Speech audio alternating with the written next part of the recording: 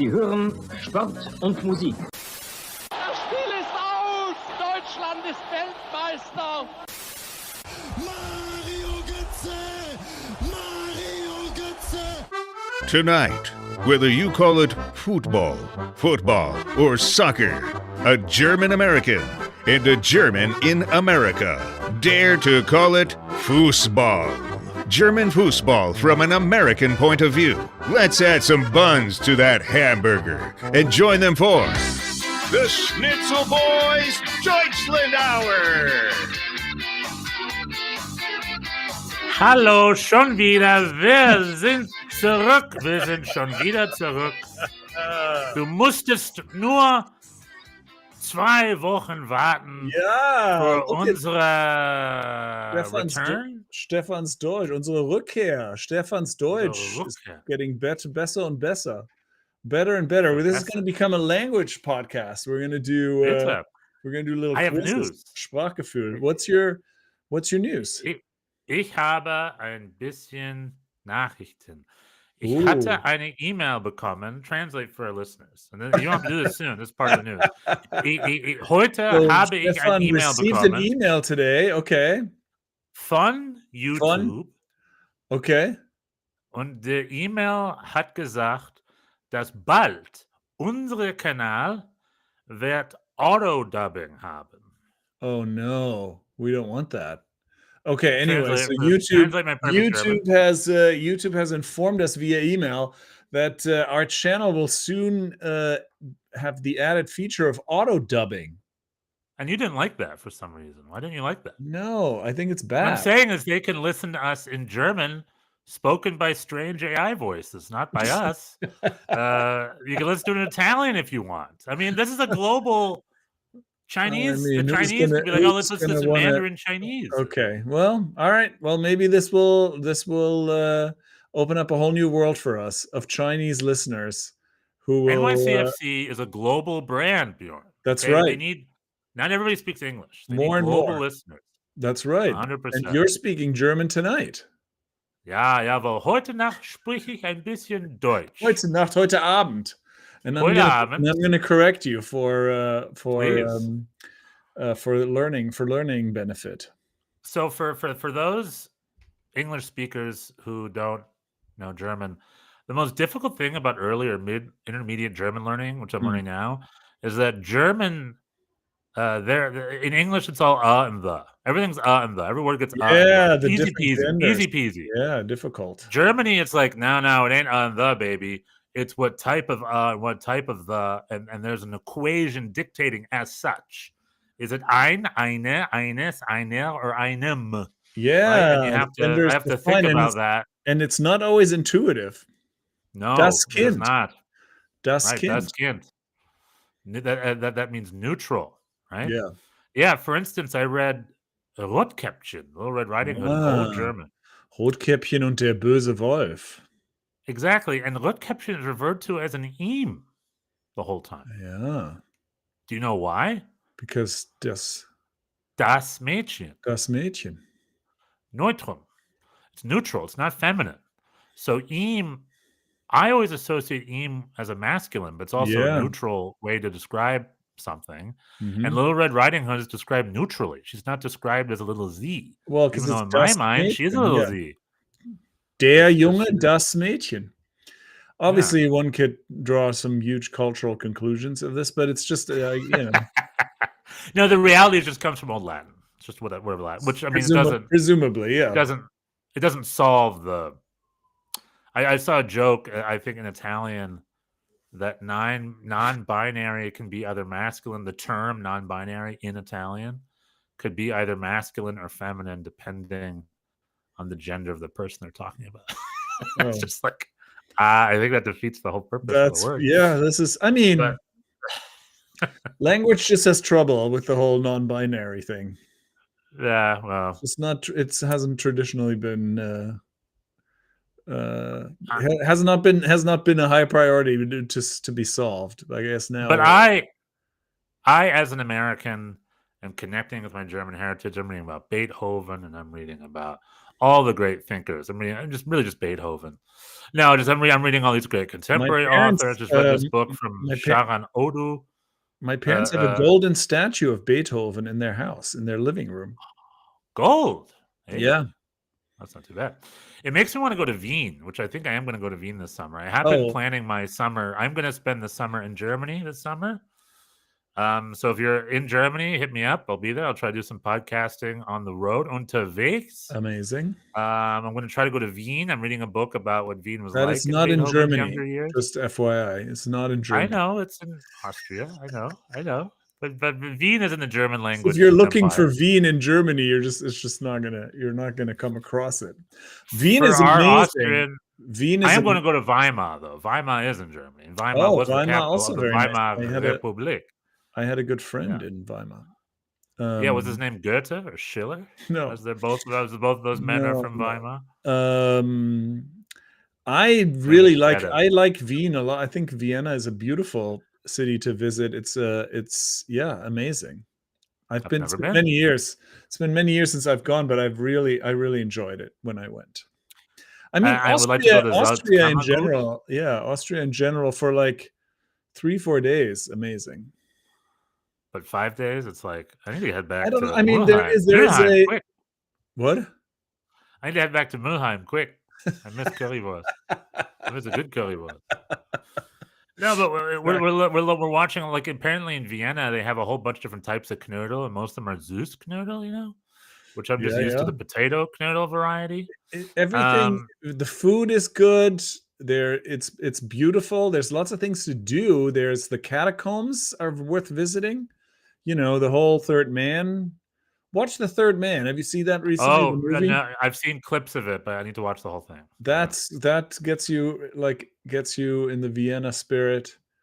So The Third Man, to explain, is a very famous film noir, like a Hollywood film noir from the 50s. Yeah, starring directed by like Billy Wilder or something like that. No, it stars Orson Welles, but not directed by Orson Welles. Joseph, what's the name of the director? No, it's not Billy Wilder, but it's not Stalin either. But yeah, really, but it's a film noir that was filmed in Vienna during the time of post World War II, where the city was kind of divided into different districts, managed by various victorious nations. So a great movie. No, Vienna is awesome. However, Vienna in the time of Beethoven sounds really zauberlich. How would you translate with my new favorite adjective? Zauberlich? Zauberlich. How do you say that? Am I saying it right? You mean magical? Yes, say magical in the way German would say it. No. Say it. Zauberhaft, perhaps? Zauberhaft? Yeah. So it's not sauberlich? No. I heard it in a movie recently. I think it is. I think you can say sauberlich. Anyway, I'll take your word for it. Zauberhaft. But like he was a young boy going to Vienna, studying with Mozart and Joseph Haydn. And then when he was old enough, Richard Wagner came by. It was just this like global centrum of composers. Art. Well, just art in general, just art and the art. And like people really gave a shit about music. And all our famous classical pieces are from that city and from that era, give or take. So it must have been a really cool time to be there. All those concert halls. It's like, let's go check out Beethoven's newest, and it's dun dun dun dun, That's cool, man. Sign me up. There's still a lot of live music there. And Falco, Rock Me Amadeus. Sebastian Bach. That's right. That isn't new. That's probably 40, 50 years old at this point, but I mean, it's been many years since I've been there. Also, my information is not up to date, but I'm sure it's held up. So yeah, I'm excited. I did hear a famous rap from a little dude from Graz in this thick accent, and the rap song was called "Pump It Up." Now, Bjorn, if it's a famous rap song from Graz called "Pump It Up," who do you think was a special guest on the track and even did a rap little number on that track? Do you think famous American? Famous American. Yeah. On an Austrian rap? That's right, because he's also Austrian. Arnold Schwarzenegger. Bingo. I mean, who else would it be? Arnold Schwarzenegger. David Hasselhoff. David Hasselhoff would have been my next guess, but he's not Austrian. He's not Austrian. I mean, he's Austrian. Arnold Schwarzenegger by osmosis. In spirit, by osmosis. Arnold Schwarzenegger does a rap where he's like, "I'll be back, coming to do on this called Pump It Up." And it was this hits. He's got like 30 million hits. Came out last year. Arnold Schwarzenegger is a very confident man, and when he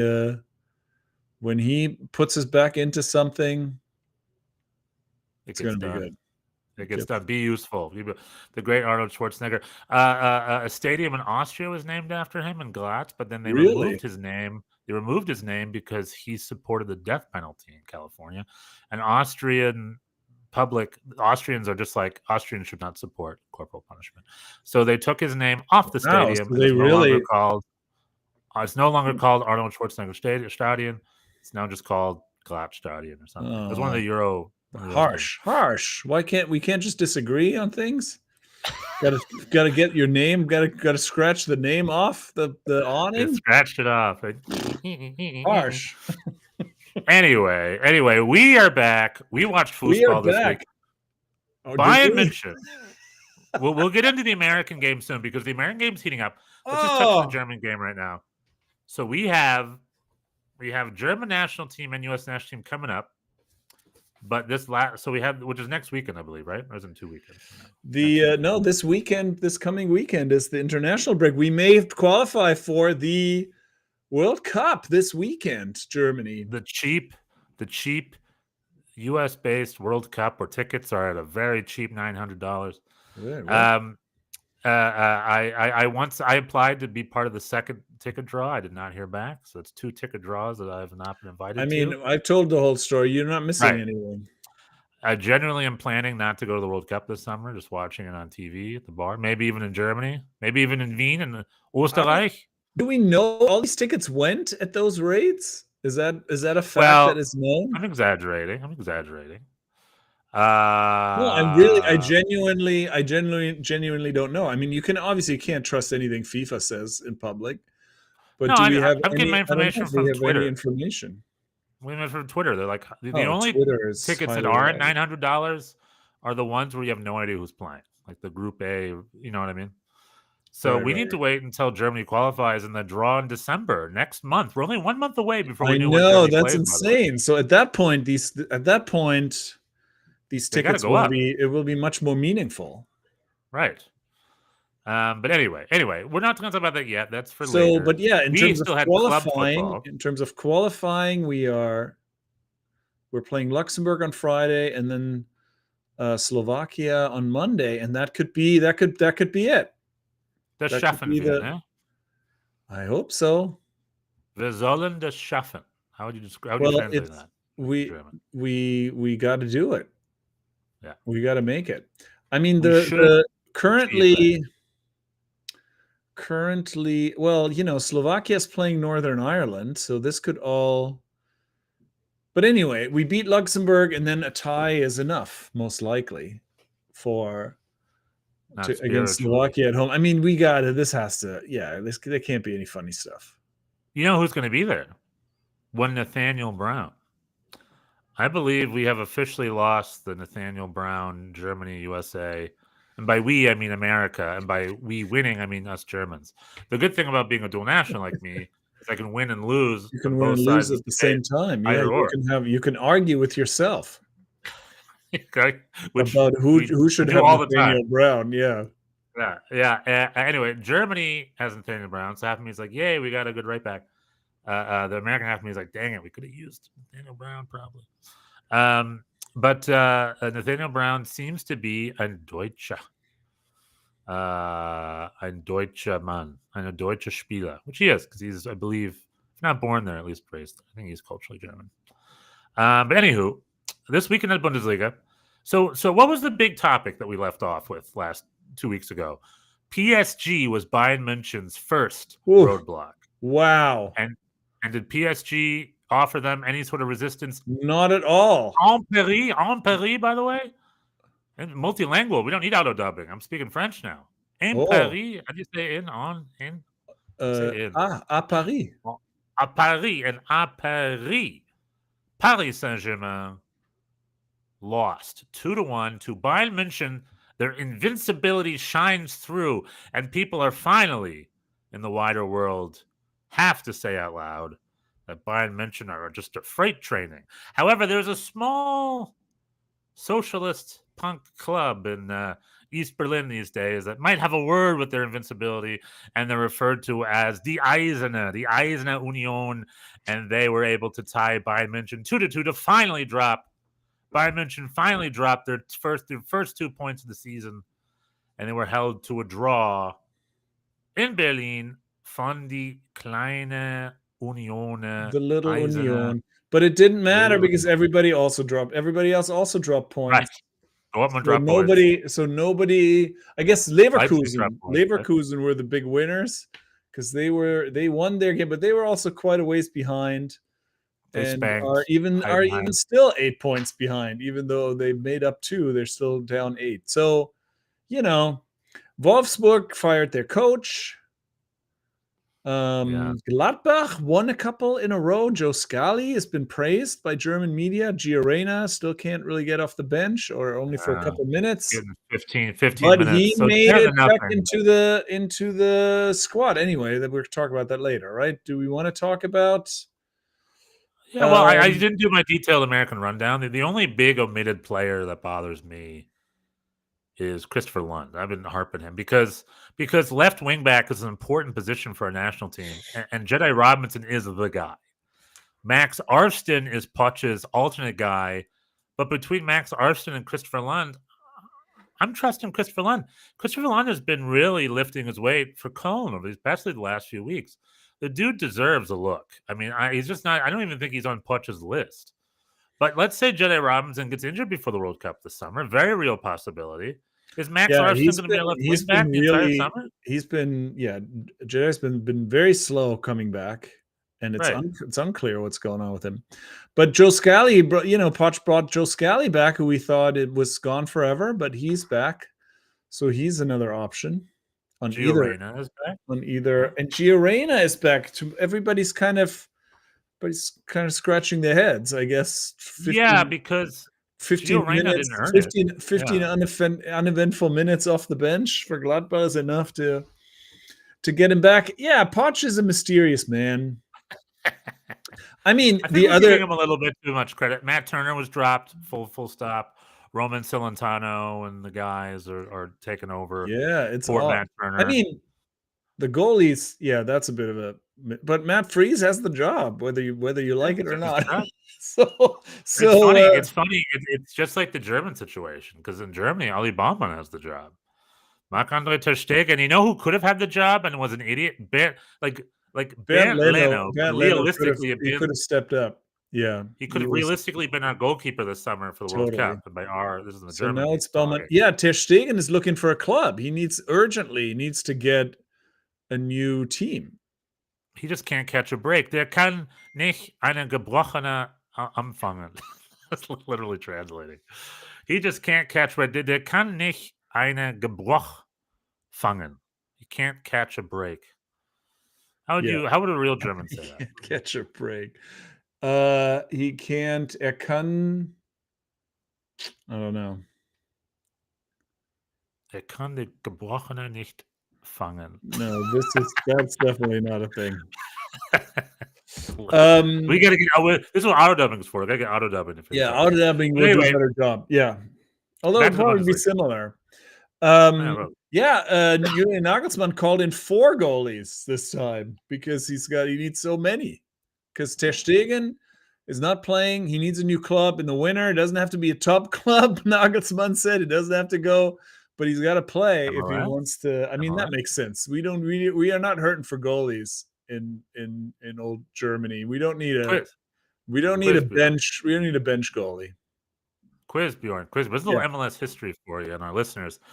What goalkeeper from what great footballer nation needed a new club 6 months before the World Cup? And this was the 2014 World Cup. So he chose an MLS club and spent 6 months as an MLS starting keeper to get himself ready for that World Cup. What nation and what goalkeeper? Do you remember? Yes, it was the Brazilian guy. What's his name? Yes. And he went to Toronto. That's correct. Julio Cesar. Julio Cesar. Oui. Yeah. sim in Portuguese. Yes, but yeah, true. so there is precedence. If Andre Ter Stegen needs to hang out in MLS for 6 months somewhere, he's going to come to not NYCFC the Red Bulls. The Red Bulls, yeah. Benches Matt Freeze. What if that happened? What if he went to NYCFC bench Matt Freeze 6 months before we needed him before our World we Cup? signed Ter Stegen. Sorry, Matty. You're sitting. You're gonna go up and bench. You're gonna go up and sit behind Matt Turner. I mean, let's be real. He's better. Yeah, I mean, you got to play Ter Stegen. You're not going to bench Ter Stegen. That would be hilarious if Matt Freeze is like, hell yeah, I want the starting spot. I'm with the goalkeeper for the U.S. team. What the heck? All of a sudden, it's like, hey, we got news. Andre Ter Stegen is going to join my No, we love Matt Freeze. Oh my God, do we love him? Maybe Ter Stegen will go to a Zampoli or something. We'll see. Yeah, Angelo Stiller did not get called in. There was a little bit of head scratching there. Yeah, I don't know. But it's so weird. It's all so weird. Nagelsmann. In typical Nagelsmann fashion, again, this is kind of something. It's a real breath of fresh air for me. Now I can already hear all the criticisms about to come about how he doesn't know who his 11 is, and you should create a core group and boop boop pop up, right? Which is what most people do. Nagelsmann's doing the thing that I've always wanted, which is like, if you're in shape, if you scored a hat trick that week, you get the call up. Like all the best players, and that's what he's doing. I think he brought in this youngster 19-year-old is being added now, right, for the first time. He's just like, if you're a German dude and you're showing promise in the Bundesliga, you got numbers, even only over 2 or 3 weeks, you're in. He's just like everybody. He's just trying everybody out, and I do think that's a breath of fresh air. However, we're about 6 months out, right? And it was working well for a while. Like he had, he expanded the roster. He had a structure that kind of made it very easy to swap people out. But like lately, it just hasn't quite flown. The flow hasn't been there. But and now, if we survive, now it's like Luxembourg and Slovakia, not exactly, have to test. So it's not gonna. Yeah, they're not super tough opponents. So. Yeah, hopefully. Leroy Sané is back first time. Mm-hmm. Trying to find his youngster is German. Is there a youngster here? Okay, let me just do the whole squad here. So four keepers. Oops, it disappeared. 4 keepers. Load. 4 keepers. So the tour is Alex Nubel, Ali Baumann, and Finn Dahmen, and Noah Atubulu. What club is he for? Where's Noah Atubulu play for? Yes. I'll have to look that up. And then defensive, Valdemar Anton, Riddle Baku, Nathaniel Brown, Joshua Kimmich, Felix Nemeka, Pavlovic, David Raum, Schlotterbeck, Tan, and Malik Cha. No big surprises there. Offensive, Adeyemi, Amiri, Burkhardt, Saeed Almala. I think he's the new kid. Saeed Almala. I think they're bringing him in. Let's say Freiburg. He plays for Freiburg. Atubulu. Saeed Almala does? Oh, no. The goalkeeper? Atubulu. And Almala, I think they brought him in from Mainz, right? So hard to keep up these days. So many new players. Serge Gnabry, Goretzka, Leveling, Zane, Kevin Schade, Florian Wirtz, and Voltemada. Where's Kevin Schade play? Kevin Schade plays for Brentford in the Premier League. Oh, good for him. Born in 2001. Formerly of Freiburg, currently of Brentford. Winger forward. All right, cool. And then this, let me look him up. This Saeed Almala. Almala is from Köln. From Köln. Oh, from this.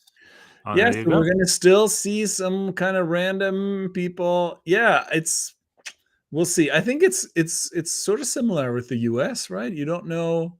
There's a lot of injuries, so everything's in flux, a lot of open spots. And certainly not a lot of confidence going in. I mean, you can't analyze any of the squads for the U.S. It's like, who the heck? It was just whoever. I mean, right now it's just incredible. Like, if you want to talk about the U.S. squad, how many? Sean Zawadzki, team captain. Sean Zawadzki already pulled out due to injury. Pull out. Yeah, who are the latest injury? Maybe I'm out of the loop. Now the other Tillman is coming. Timothy Tillman. He came in, yeah, because Malik is out, Zawadzki's out, everybody's out, and Weston McKennie is not out. He was just omitted. He was omitted, but because he needs to keep playing in Italy. Hey, I know this is total random, but I'm just on the Reddit here.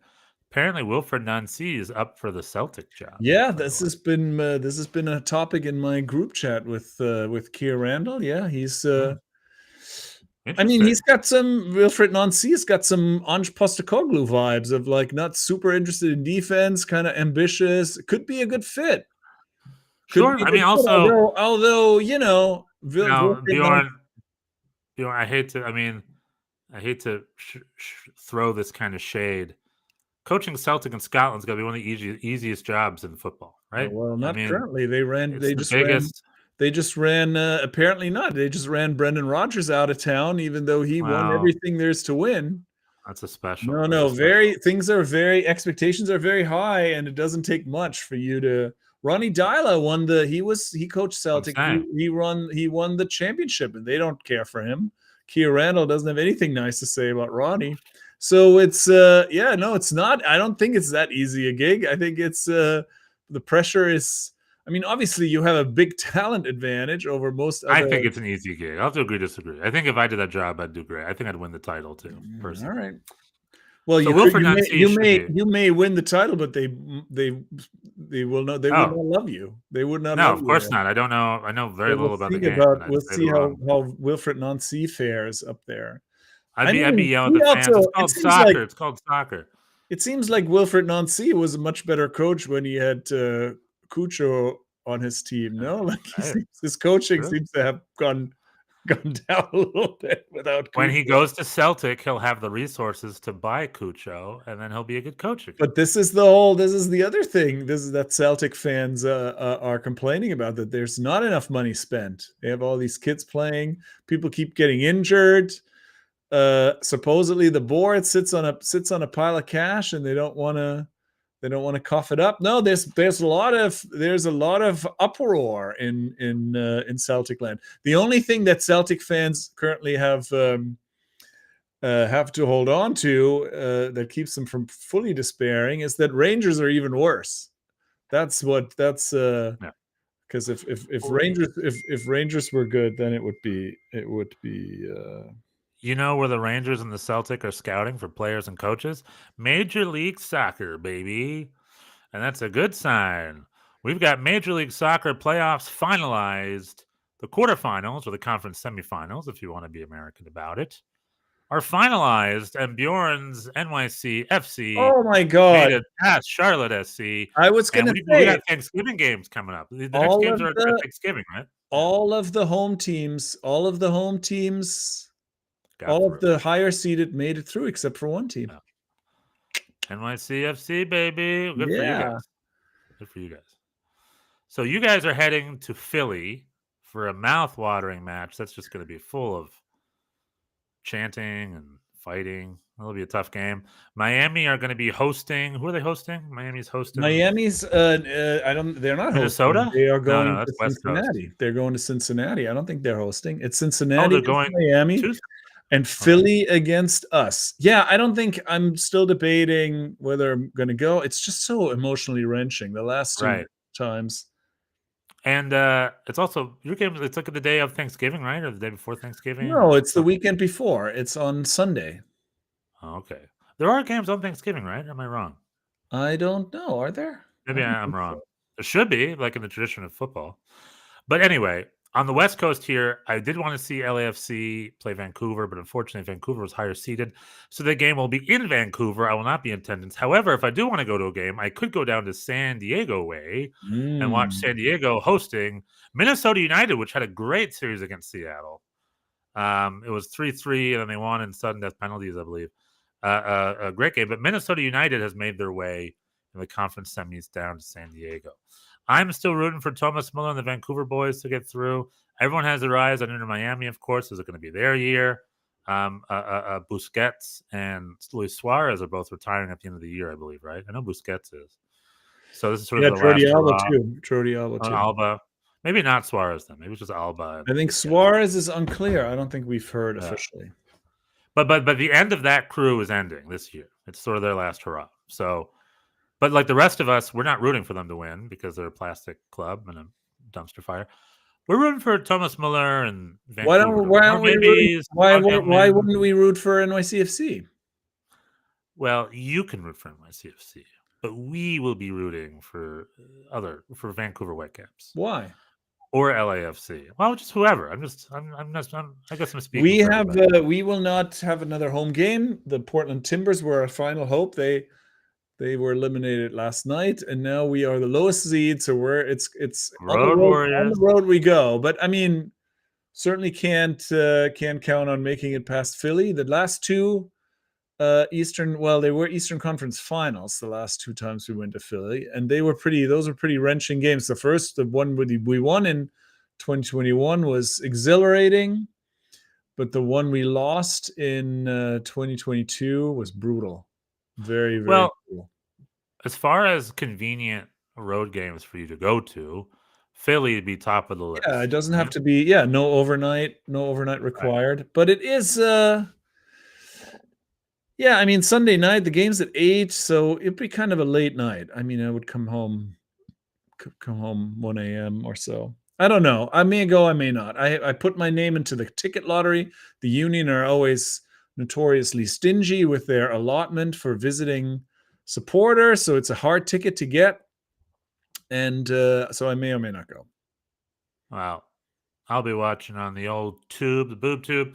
Might go to San Diego just for fun, but I think I can't because it's on a date I can't go. And I just like that stadium. And also, lest we forget, it's San Diego's expansion year. So, maybe they can go all the way. We'll see. I mean, but I'm going to predict right now. It's hard to pick a fave, no? Wouldn't you say? I mean, we're not going to have any crazy out of nowhere team like the Red Bulls last year or NY. The East has one team. The West has 3 teams. Really, just 2 teams. It's going to be either Inter Miami from the East, that's where the big favorites, or it's going to be Vancouver or LAFC in the West. You don't think? I think if we go up against San Diego with an outside shot, we could take Miami. If we make it past Philly, I think we could take Miami. I hope so because I'm rooting against Miami. In the West, for Vancouver. In the West, yeah, it's everybody but Minnesota, right? Who can? That game was crazy, by the way. That was an incredible. It was an insane game. It was an insane. It was like Seattle was cruising, had a big lead. Minnesota got a stupid red card, and you were like, "This goose is cooked." And no, right. Minnesota 3 unanswered, and then Seattle came back in stoppage time. They took out Stefan Frei to put their young, I guess, next MLS Next Pro tested goalie in for the shootout and he did well. Seattle had 2 chances to convert their penalty and move on, and they couldn't do it. And then in the end, the goalie who made several saves put his own penalty at the crossbar, and that was the end of it. I mean, dramatic, very dramatic. That is what the MLS playoffs are all about, baby. That was some playoff magic. Das was sauberlich ist. Sauberhaftes Spiel, magical game. That is what the playoffs are all about. Minnesota gets through. Maybe the Minnesota, those darlings you start. Maybe they're going to make their way through because of the magic that they're riding with. But there you go. So we've got 8 teams left. Conference semis, but I just call them the quarterfinals. Off the final this year. I am going to put my heart where my money is. Although I haven't bet on it. I'm going to put my heart where my mind is. Put your heart. And I'm going to say Thomas Muller and the Vancouver boys are going to win. It's going to be Canada's year. It's going to be big news in Canada. I was watching the Dodgers versus the Blue Jays, right? Great game 7. But in typical American sports bias, they said Canadian Championship has been dry in Canada, and they listed the 4 major sports, how Canada hasn't won anything in years. And I was like, the Toronto FC 2017 MLS Cup title deserves a mention. And I do believe that in a Canadian broadcast, because I watched this on Fox, I do believe in a Canadian broadcast, they would respect their soccer teams more than the American broadcast would. I feel they would reference the fact that Toronto or a Vancouver is about to win a title, I think mainstream Canadian sports would embrace that much more. So I'm all about Vancouver. I'm all about it being Vancouver's year this year. I'm all about Canada getting MLS this year. They support it. They deserve it. So that's my Wow. All right. Well, I'm obviously rooting for my team until I can't anymore. There was an MLS title won this weekend, by the way. The New York Red Bulls 2. Oh yeah, the Next Pro final. I saw that. Yeah. Pro, coached by a youngster named Michael Bradley. Is he going to take over because now that Zumbo Schwartz is out, are they just going to promote him? That seemed like it was kind of in the air, no? Yeah, and this one's probably a little faster than originally planned, but I hope so because I'm a big fan of Michael Bradley. I think Michael Bradley is going to be a great coach, and he had his first little gig and he won the title. I mean, he's ready to go, man. Good for him. I think Michael Bradley is about to be, let's hope, our next New York Red Bulls coach. Bob Bradley, but bigger, younger, smarter, stronger. Super Bradley. Super Bradley incoming MLS 2026, baby. No, not a hair in sight. No need. Doesn't need hair. Bald power. Michael Bradley. Megatron. New York Red Bulls first, then to the Bundesliga. Then he's going to be the head coach of Manchester United. What is the name of that character? Megamind. Yeah, I don't know. Megamind. The blue bald guy. There's a lot of bald characters. And then Michael Bradley will lead Manchester United to their next English Premier League title, their first one in 30 years. Mark my words. Michael Bradley. Wait, what? Wait, where is he going? Wait, I missed the turn. Missed it. He's going to win a bunch of titles with New York Red Bulls. He's going to go to RB Leipzig, win Bundesliga with them. And he's going to be the super European, the hot European coach. He's going to go to Manchester United, and he's actually not going to get wrecked. He's actually going to finally turn him around and win that title for after 30 years. And he's going to be America's super coach, Michael James Bradley. I don't know his middle name. He's going to bulldoze the Swansea Stadium with a tank in revenge of his. He's like 84 days. He just pulls it. Only 84 days. You gave my dad 84 days. He's going. And he's going to Norway. He's going to burn down that tiny club in Oslo. They also coached. Okay, well, like, it only took him an hour. It's an 8,000 seater stadium, so it wasn't that big of it. It only took him an hour. But anywho. Well, American soccer is winding down. This is an exhilarating future you have laid out for Michael Bradley. I can dream, right? But he's not gonna coach the U.S. men's national team. Is that that's after later? It's after United. That's his last gig, and he after winning the Premier League for 18 years in a row with United. It's like, what's next? Oh, I guess I'll coach the U.S. men's national team for a fraction of the budget. No, he becomes the Zep Herberg and becomes our national team coach. Amazing. 40 years. That is the dream. This is wonderful. Yep. Well, that's what I got. Nobody in the chat. Do you have any other steaming topics you want to talk about? I guess not. I was very excited about our road win and the Tavon Gray. Wilfried Zaha, this is something you watched that game. This is something that you should be especially excited about since you are sort of anti-imports. Here is like Tavon Gray from the Bronx.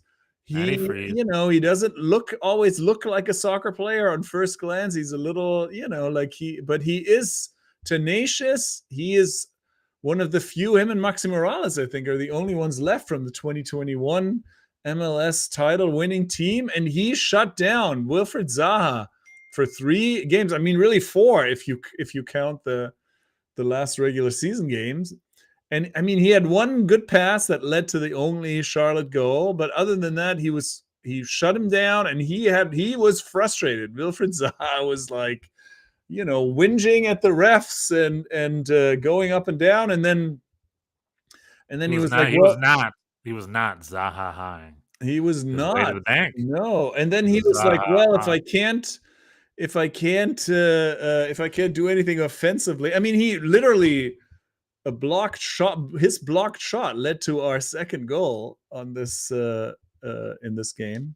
And then later on, when he was like, "Oh, I can't do anything offensively," and to his credit, he helped out on defense on yet another counterattack, and he got bodied by Hannes Wolf. not once but twice for a third goal. I mean, it was just a beautiful thing. Beautiful game.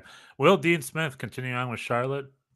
How is Charlotte going to rebuild after this season? Oh, he's going to get fired? No. Well, I'm just complaining. I mean, Dean Smith. Maybe he'll quit. Dean Smith is funny. He was he was saying that after we won Game 1, he was like, "Well, it's because it was on a Tuesday. Thank you, MLS." Which is not MLS's fault. It's because their stadium is used by a NFL team also, so it's not really MLS's fault.